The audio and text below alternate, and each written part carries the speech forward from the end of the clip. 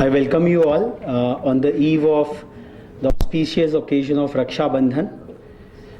Today we have all gathered here to raise the curtain on an initiative which we have been building up for the past several months. We call it as the Re-Engineering India, from incredible to insurmountable. We are expecting some of the other guests. They are just on their way and they would be joining us meanwhile, including the person who gave us the Incredible India campaign, who crafted it 10 years back. 1911, one of the greatest minds of India, Sri Aurobindo, said that India of the ages is not dead, nor has she spoken her last creative word. She lives and has still something to do for herself and the human peoples. Right to his prediction in 2014, the visiting Defense Secretary of the United States of America on record has put that India would shape the new world order. Now, how this is going to come? There is a top level transformations which have happened in this country, and a lot of churning and transformation is already happening at a fast pace and at an incredible pace. But there is something which we today, on this 9th of August, which also marks the historic occasion of the launch of the last Indian organized movement against the colonial imperialists. It also marks the day of the freedom of Singapore, which shared the similar history and similar colonial imperialism. Singapore, it would be coming back. They would be starting their 50 years of their inception. They got freedom in 1965 and became a nation state that time. In lines with this, we thought of crafting something, peoples to people interaction, something where government and industry come together with a stupendous academia. A significant section of it is present with us. So Re-Engineering India is an attempt to invoke a sincere, serious, intellectual deliberation and also a committed action involving the engineering academia, which comprises of around 50 million students as well as faculty members spread across 4,500 campuses in order to catapult India's ascendance on the global forefront in tune with her innate, intrinsic ethos and strengths, by striking out synergies with the ongoing as well as proposed initiatives of the government as well as the industry. So this is what Re-Engineering India proposition is all about. We have been moving forward with this. These are some of the representative thematics which we have curated under the Re-Engineering India campaign, where Indian industry and the Indian research establishment moves towards protecting its own intellectual property. Last year, we did an Engineering Excellence Awards where 36 major PSUs and other engineering majors of the country were present, and we were interviewing all of them, and when we asked, the project worth 2,500 crores and all, and when we said, have we protected the industrial design of it? The Airports Authority of India has a massive airport terminal at Kolkata, and they have invested huge chunk, and they have put Gitanjali slogans on the ceiling of it. So there is still an awareness to be built about protecting our own intellectual property.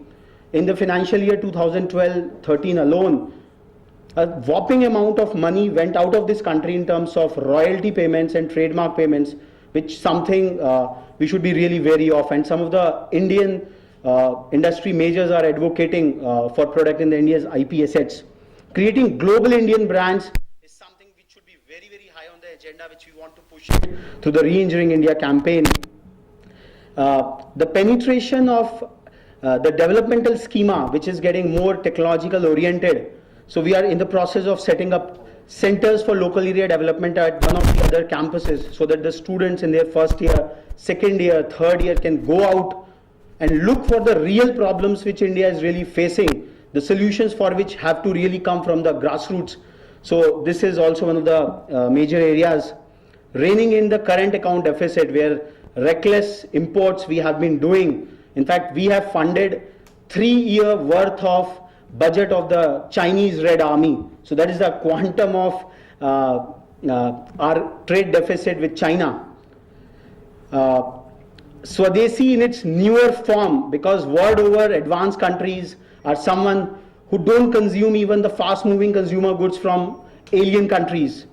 So this is something which has to be seen more in a scientific manner, where we have to really make transformations in the choices of the youngsters which we are making. We do need the foreign direct investment in the country, but obviously in strategic sectors.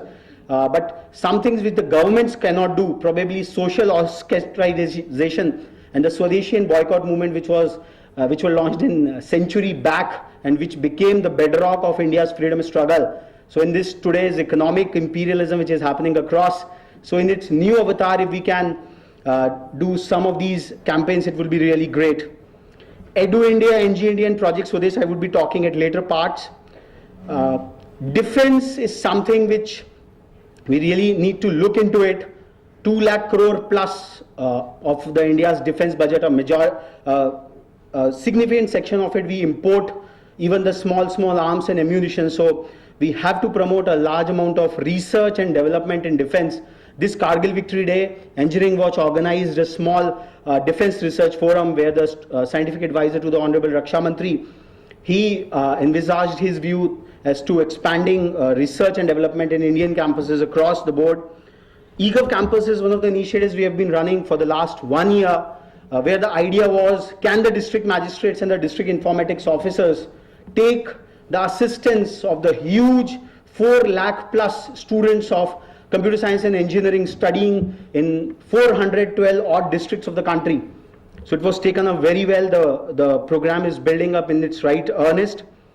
Out of some of these thematics we have curated, we have taken 3 of them, some of them, and just to converge all these energies at an international destination, we are organizing a day-long Re-Engineering India Summit at Singapore on the Engineers Day, which is 15th of September this year. The theme is to learn from Singapore. Singapore is entering its 50 years of inception. Though it's an island country, smaller than even Delhi's geographical area. But if we read the Singapore story, the challenges and the struggles, what the founder Lee Kuan faced, similar challenges are faced by India. If Singapore can become a modern state in the 50 years, so probably in the next decade or so, India should really join in the hands from a third world to the first world, which probably is on the aspiration curve. We've been asked by one and all as to why Singapore. So somewhere or the other, there has been a general, I would say, trend where we see that the charismatic personality of the founder of Singapore resonates quite well with that of the Prime Minister of India, whose vision is firmly rooted in the Indian values, but who envisions to create a really impeccable and insurmountable Indian state. So, one of the biggest themes which we are propounding and which we are launching during the Re-Engineering India Summit on the Engineers Day is Edu India. You would be astonished to know that India, which has one of the largest higher technical education system in the world, we attract a meager 25,000 students from across the globe. While we take out 4,50,000 students from India go out for higher studies. Now this is a major trade deficit which India is incurring. There is a lot of concerns about the oil imports and the gold imports and whole lot of customer goods which are happening. But as per as a ASSOCHAM study, 90,000 crore worth of Indian forex reserves, they go out in terms of these higher education opportunities. While we ascend on the quality of our universities, our academy is working quite rigorously on that. We can become a destination, we can attract a large number of students from other emerging nations for whom we are a low-cost destination, and the return on investment on their studies, it's quite high. So Edu India is a major campaign which intends to position India as an emerging global destination for higher technical education. We have, as a part of this campaign, selected around 100 cities across the country, which we are calling as Edu India destinations. They come from, we have chosen these 100 based on the concentration of technical education out there. 10 plus engineering colleges are there in each one of these 100 destinations. We have curated a very attractive campaign.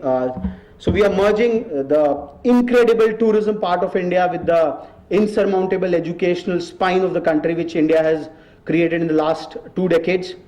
So you can see Tamil Nadu, these are the destinations which we are proposing. The idea is on the basic layer of India's cultural and social aspect, we will build upon that. Come in these cities and study and craft your illustrious careers in technical education. Rajasthan, Punjab, Gujarat, Maharashtra, we have technical education spread across the country. This is one of the key facets which is somewhere not even very, very visible to the policy makers. The vast amount of educational system which has come in the country, and these engineering institutions and these engineering hubs can really become the growth centers where students, aspiring students, technically competent students for 4 years are there, and their latent energies can be utilized for national development at the local level. So this is all the Edu India campaign which we are creating. This campaign would comprise of some of the salient features. We are publishing a portfolio, a very high priced coffee table book where all these 100 destinations, their tourism and cultural might along with the educational system would be highlighted. Exhaustive portal which will be containing all the key information. Large amount of creatives which you want to share with the Indian embassies and missions across the globe. Prime Minister has been elucidating from day zero that diplomacy in today's era is all about economics. So why not we trade and commerce education? India was the Jagat Guru in the earlier days. So can't these missions of ours advocate for India's educational destinations? A hyperactive social media channel is on the anvil to propound this educational might of the country. We also propose to interface with the foreign media, both print and electronic, to exhibit the engineering might, the engineering education might of the country, an international helpline in various languages to cater to the specific demands of prospective students. Large amount of video content we intend to produce. This admission season we went out to around 10 states and we created a series called Why Engineering. In that Why Engineering series, we invited the vice chancellors of the various state technical universities and talked about the careers courses and colleges in engineering. We also walked through a large number of campuses. In India, all the students who are coming, they are the first generation engineers. So we really walked through some 10, 12 campuses, covered all their periphery and brought out as to what engineering education is all about. One of the other episodes of this Why Engineering series focusing the state of Punjab is being telecasted tomorrow at 11:30 on Focus News, just for your information. We also plan to do expositions and road shows. This year's, coming year's Pravasi Bharatiya Divas, we intend to organize an Edu India Expo so as to tell the people of Indian origin that this is what India has created and this is where you can send your wards for a glorious future. And also we want to strike out institutional interlinkages, the K-12 level boards and all who are functioning in the countries who are emerging and who look forward India as a progressive destination themselves. So linkage with them, because our engineering academia can absorb a large amount of students from these countries. This would be kind of a multi-stakeholder campaign which would envisage the support from all these line ministries, overseas Indian affairs to help us in reaching out to the people of Indian origin, the databases which they have with us or which can be created with their support. The Commerce and Industry Ministry, because educational exports from India is something which has not been looked into so far, but this is a potential thing which can be taken across. Tourism and culture, obviously, because foreign students coming in, their acclimatization and their orientation about the Indian ethos and values. We have had several episodes where the students from other countries had challenges out there. Home affairs, obviously, for the security and other aspects. MHRD and external affairs, again, to really help in expounding the cause of India's higher technical education. In lines with Edu India, one of the other, because academia just cannot exist in isolation. There has been a talk of employability for the last 1 decade or so, and the fabled figure of 1:4, that out of every 4 engineering graduates, only 1 is employable. Somewhere or the other in the think tanks, the thought goes that this is probably a psychological warfare. Because if you degrade the mindsets of a population, of an emerging nation, then you somewhere or the other decelerate the pace at which the growth happens. So there are issues, there are questions and challenges about the metrics out there, but there is a need. India has done enough. Prime Minister launched the PSLV-3, and which launched so many satellites just recently. The might which India has created in space, in atomic research, in defense is incredible. Similarly, we have done enough in the other key sectors. So these are the sectors where we really want to go out and shout at the top of the voice that we are still not a backward country, we have done enough, and there is just a need to have a push, and this has to be built together. So we are coming together with a number of engineering majors in all these sectors so that they can come together and showcase their engineering might on a global platform. Similar to Edu India campaign, we have a similar scheme of things for NG India as well. This again is quite a multi-stakeholder campaign which also calls upon supports from all the ministries, all the departments which are dealing with engineering as a whole. A lot of bottom line interlinkages have happened in this government, where it's a fantastic crisscross graph which has been created. But this is a kind of a view which we have seen.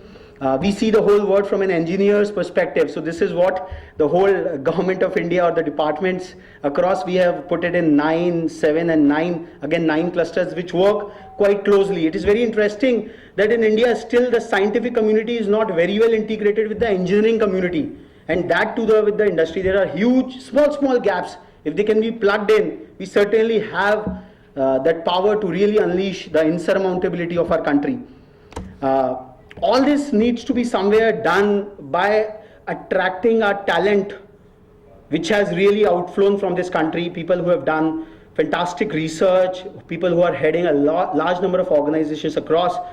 There was a study recently done by Tata Institute of Social Sciences along with Penn State and Rutgers Institute, where they said that a whopping 92% of Indian graduate students who are pursuing their PhD in US universities are open to return back. In fact, this is happening very silently. A large number of my friends, personal friends, they have returned after 10 years of their stint in the US. But if this can be institutionalized somehow, and if it can be like returning back, so in this, on this lines, we are, Engineering Watch is creating a global database of Indian academics and intellectuals who are heading senior positions across the globe. A kind of this attempt was done by the Australian High Commission. It was done on the sole initiative of the then High Commissioner out there. They call it as the Gyan Network, but somewhere or the other that Gyan Network could not extrapolate. So we can have such a database of senior academicians who really want to return back. A large amount of our academic fraternity would like to woo them back, and that will really put the whole process of research and innovation, which is quite important in today's times. Any vast campaign, any vision of future just cannot be undertook by without acknowledging the current efforts and initiatives. Despite the constraints and despite the challenges, the stakeholders across the board have done a terrific work, and that needs to be accoladed and acknowledged.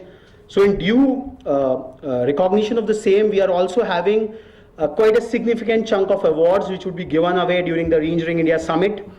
I would just come one on one. Last year we had this Edupreneurs Awards. This was probably for the first time we recognized the contributions of the private educational entrepreneurs who have established institutions and universities across the nook and corner of the country by investing their private capital. There are a lot of negative concerns. We duly agree with that, but there are jewels in the crown as well who are really doing stupendous work.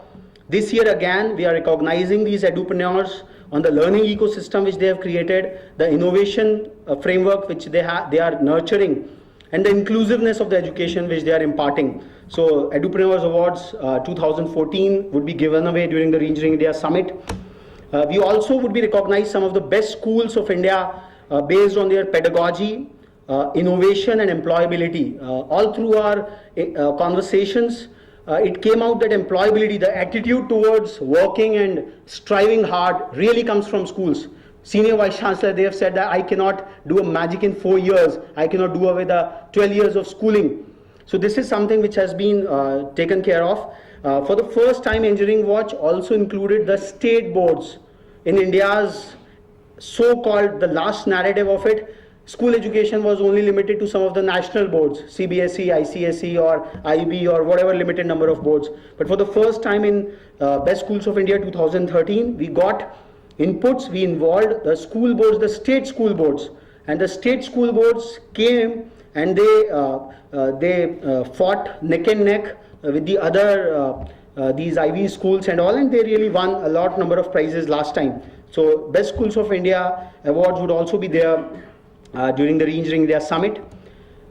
Engineering Excellence Award, as I said, it was a recognition of India's engineering excellence. A grand jury, it finalized, it commented upon the various engineering marvels which were nominated over there. Airports Authority of India, Hindustan Aeronautics Limited, you name the top engineering majors of the country and you have it.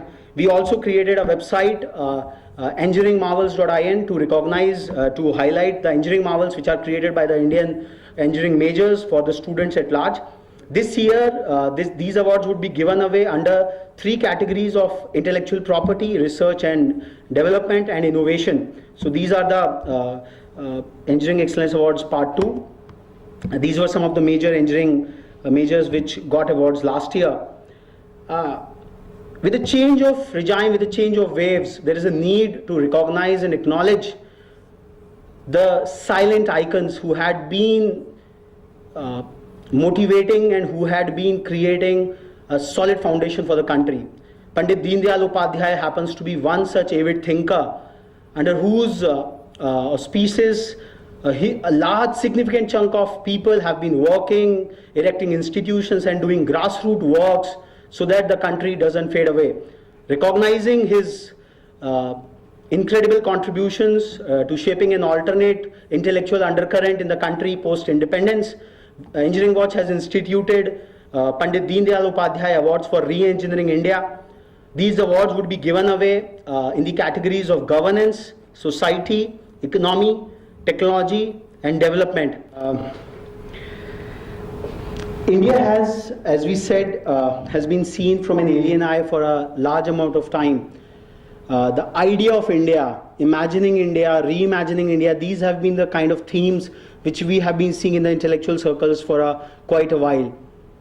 Even the Indian nationhood has been questioned upon. There have been thoughts that Indian nation is of a British creation, but there are other thinkers who say that Indian nationhood is of the yore. Even the Shankaracharya's establishment of the 52 Shakti Peethas across the length and breadth of the country was a strategic move to bind the Indian nation together. So in due recognition of the same, because if we are proud of our own country, like during the course of inviting a large amount of dignitaries for this curtain raiser event, we encounter a large number of questions, large amount of pessimism. Oh, Indian engineering is just primitive. Now these are the kind of thoughts, if they are in the thoughts, if there is a mushrooming of the engineering institutions across the country. So there's a lot of pessimism which is duly ingrained into it. Somewhere there is a deeper psychological and there is a deeper ideological reason behind. So in recognition of it, we felt like in the innate indigenous space, Dr. Shyama Prasad Mukherjee, who was one of the freedom fighters and who happens to be of the lineage of the illustrious jurist from Bengal, Sir Ashutosh Mukherjee, and who gave up his life in the struggle for the cause of Ek Bharat, Shresth Bharat, who fought for the cause of Jammu and Kashmir. We instituted Dr. Shyama Prasad Mukherjee Awards for Indian nationalism. These awards this year would be given away to an academician par excellence, scholar, scientist, social worker, lawyer, chartered accountant, doctor, industrialist, a whole lot of professional fields who have in their right, in their own right have really worked towards protecting this real spirit of Indian nationalism, because this is something which will really make the youngsters proud of their country. Otherwise, a student like me who just saw dedicated to the service of nation on the main building of IIT Kharagpur, and when he saw in the classrooms that the slides of the foreign authors are just copied, and David is not even customized to a Deepak, there is not a cultural customization, and it has simply become a launch pad to the greener pastures. So we just cannot think about re-engineering India, because students, as we have been conducting employability seminars for all these years, they don't want to go to a tier 2 or a tier 3 town. They resent from going over there. Now, how many people can just come in the mega cities and just survive? And India is a 32 lakh square kilometer landmass. So we really need to think about it, because this is where the real sense of service, the real sense of education would really come from. So we somewhere need that this layer of expounding that pride, that inherent cultural pride in the young students, the young technological minds, would be really important, and these awards would certainly help in some way or the other in making India come together and expanding the horizons. In addition to all these, we have also instituted something called Educlusion Awards this year. Very interestingly, the entire narrative at the Ministry of Human Resource Development is simply limited to the IITs, to the NITs, and a handful of other premier institutions, which collectively count for only 100 or so. We interviewed Professor S.S. Mantha recently. He said that state funding institutions are just 500 in number, which are under the jurisdiction of AICTE. The vast engineering network in the country is regulated, it is steered through by the state technical universities, who have in the right earnest have taken technical education to the nook and cranny of the country. So these state technical universities should be applauded. There is an IIT council, there is an NIT council, and there is a talk about triple IT council. But nowhere in our little journalistic sojourn we have seen that all the state technical university vice chancellors have been brought together, because they are commanding the vast amount of engineering education in this country, and they have a solution, they have the magic wand to really put to it. So these Educlusion Awards would be really given away to the state technical universities across the country. We have 18 of them as of now, and most probably the other states would be passing on the state technical education acts, and this would be initiation of a new era of thinking in re-engineering India's technical education. It would be very interesting to know that somewhere or the other, the propensity towards engineering education has been taken for granted in this country. United States of America and the United Kingdom and other advanced countries are facing a tough time. Their youngsters are not opting for science and engineering as a career. Now, it took even President Barack Obama to launch an initiative called Change the Equation, which is a CEO-led campaign which talks about initiating the youngsters to opt for careers in science and technology. So this is one of the excerpts from his opening inauguration. But incidentally, in India, what has happened is, while our public schooling system has not taken much of the quality chunk, but the policy sentiment pertaining to the contribution of private sector doing yeoman service for excellence in STEM education has also been derided upon. Despite the numerous policy changes which have been accorded to reduce their impact, the STEM icons of India's roles have been substantial and significant. So the way we had initiated Edupreneurs Awards last year to recognize the contributions of the private educational entrepreneurs who have set up institutional academia, at Re-Engineering India we intend to recognize some of the leading luminaries who have helped cater to the quality delivery of STEM education at the K-12 level, and thereby add to India's image on the global forefront. Because if in a class 11th or 12th, if a teacher of physics just cannot resolve a vector, so I think Professor P.V. Sharma will say what kind of an engineer that young kid would certainly become. So that's the state of affairs, but still, wherever there is a work, the idea is to recognize it, to acknowledge it, because acknowledgement and recognition is something which will drive people to move on to the next level of quality, next level of commitment. because there cannot be a transition from 0 to 1 in a straight phase. There has to be commitment from all quarters. Last but not the least, our small journey, which started in the year 2009, where we started with a publication called UPTU Watch. We asked the question, can UPTUians become the brand ambassadors of Uttar Pradesh the way IITians have for India? So we tried to cover the whole canvas of Uttar Pradesh, 700 engineering colleges at that point of time, to today, where we have taken up the courage, we have dared to, with the blessings of our seniors and support from all of you in some form or the other, to really propound for this global campaign to create an insurmountable India. Engineering Watch has been working on some of very, I will say, innovative and futuristic products, which will be coming to you in short while, like the Engineering Atlas of India, where we have plotted all the 4,500 engineering colleges of the country on a GIS platform. We are putting up more and more layers of the engineering infrastructure of the country for more planning, even for the training and placement officers. They can know that where all the industry is located nearby that place. So this is a kind of extraordinary work we have been doing for the last several years. We have created something called Tenali. You might have heard of Watson, which is a creation of IBM scientific. We just felt like an Indian symbol, and we are trying to create a parameter-based indexing framework, a standing indexing framework, where if an institution has even opted for an NPTEL, so it should be acknowledged out there. The whole business of ranking, even the international ranking, is just 3 to 4 parameters, and which are all in the favor of the Western universities. Because if you see the global management education is going for a 6. Global management education, there is a huge, the agency which runs the graduate management aptitude test, it says disrupt or get disrupted. The entire management education is seeing that fate. But in the space of engineering, India has different set of challenges.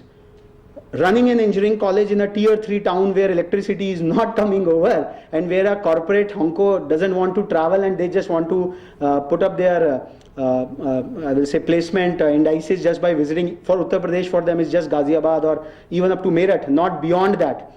So we are trying to create as many parameters as possible with inputs from senior academicians, vice chancellors.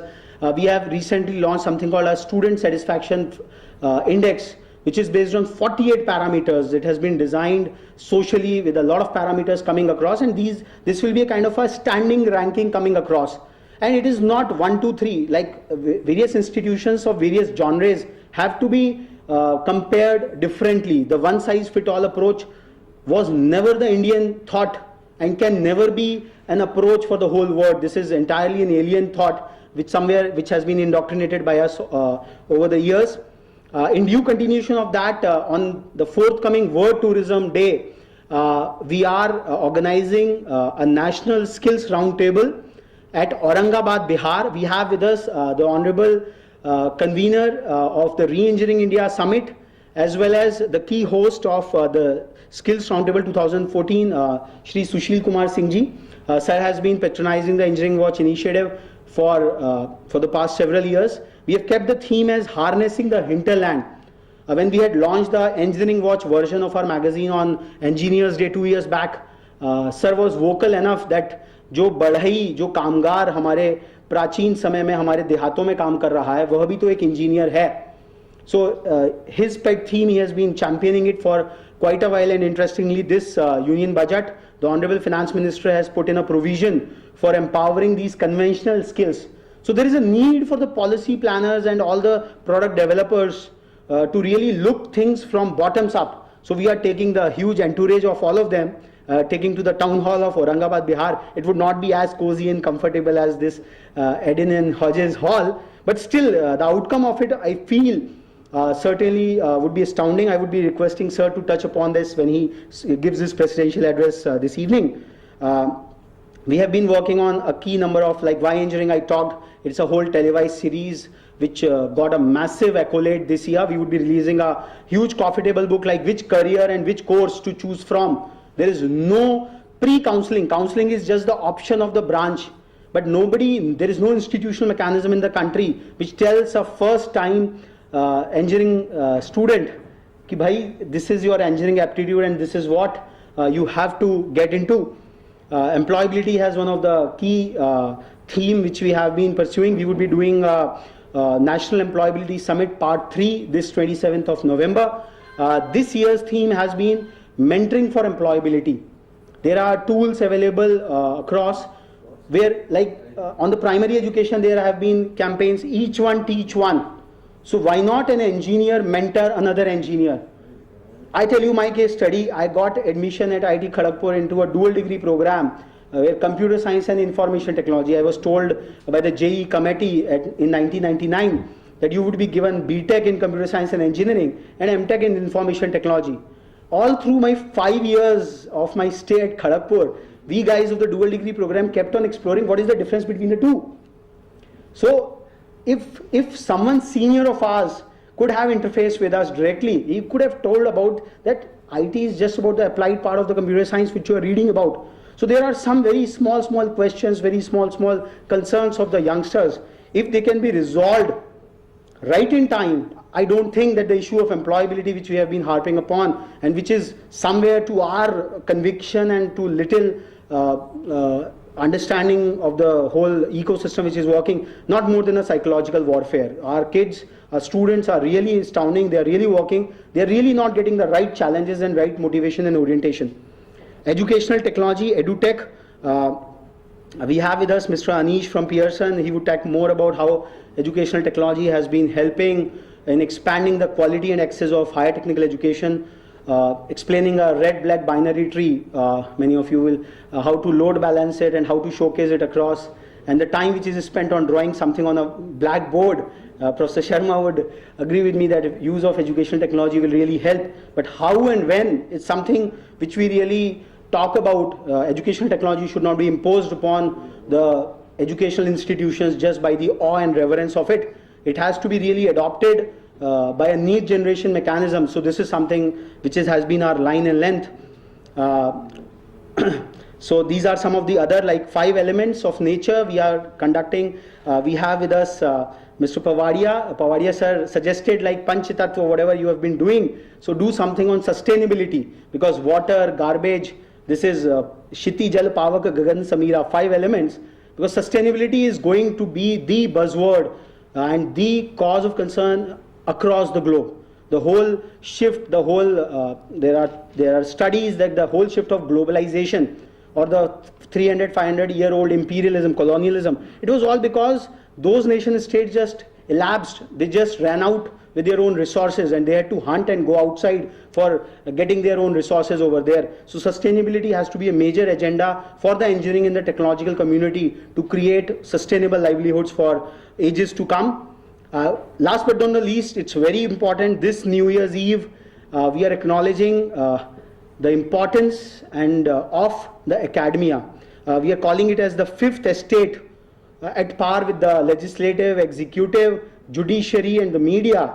The academia is something which the shine and sheen, the recognition of academia should be restored in this country, because this is where all the professionals, all the people from other walks of life would come from. So this is what the Engineering Watch universe, we have been trying to build up various small initiatives at a level 0, level 1. We are just, the journey has just started. It will go on and it will build on in years to come. I have come to the last slide of my presentation.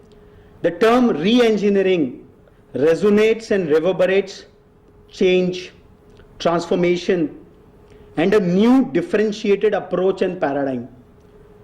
Re-engineering something which has been forged in a differential schema depending on the influences, interests and inclinations of an epoch, calls for out-of-the-box thinking, taking cue from alternate thought streams, something which we've been talking all the while, questioning the status quo. At Engineering Watch, we are a just small team of young, passionate individuals who have dared to question the stakeholders.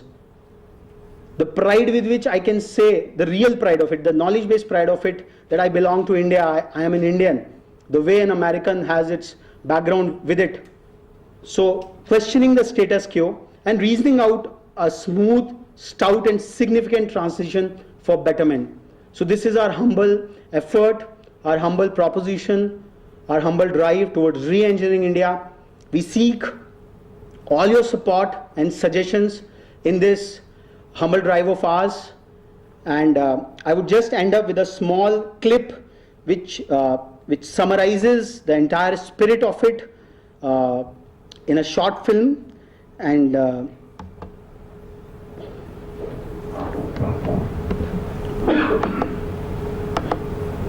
just run it.